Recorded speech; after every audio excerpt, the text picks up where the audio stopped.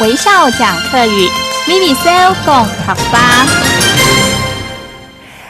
大家好，我是徐薇老师，又到了微笑讲客语的时候咯。今日我哋咪咪小學馬嘅客翻哦，聽下來看哦。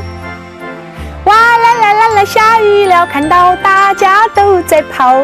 大家在跑什麼呢？因為下雨咯。還記得下雨的客家話怎麼說呢？落雨 ，very good。還有一種呢，落水，記得嗎？落雨或落水。那麼如果說落雨的時候，出門要穿什麼呢？沒錯，就是 raincoat 雨衣。雨衣在客家話怎麼講呢？很簡單哦，就跟水有關，水衣。來跟我念一次，水衣就是雨衣哦。但是如果你沒有水衣，那怎麼辦呢？唔怕，你這裡的有閘誒，就是 umbrella， 也就是雨傘的意思。閘誒，落水天冇捉到水衣，又冇帶到閘誒，篤到雨，容易感冒。下雨天你沒有穿水衣，也沒有帶到閘誒雨傘，篤到雨。什麼是篤到雨呢？就是指淋到雨的意思。篤到雨，容易感冒，就是感冒咯。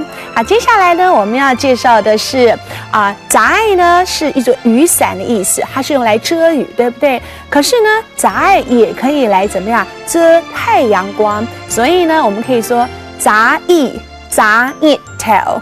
日頭是 sunshine， 還記得嗎？好，那還有一種說法呢，叫做帶雨，或者是帶日頭，都是可以的。所以可以跟人家說，做雨的老人家一隻梯縫帶雨毛，做雨的就是可以，老人家梯縫帶雨毛，帶雨就是遮着雨的意思了。好，我們再說一次，帶雨，帶雨。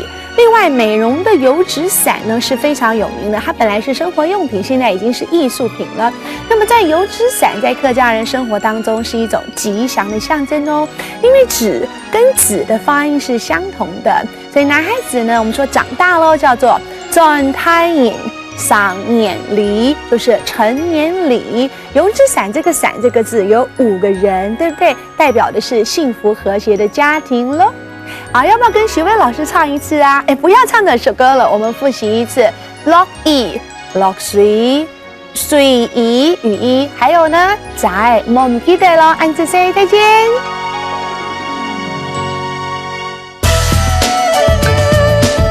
行政院客家委員會策劃。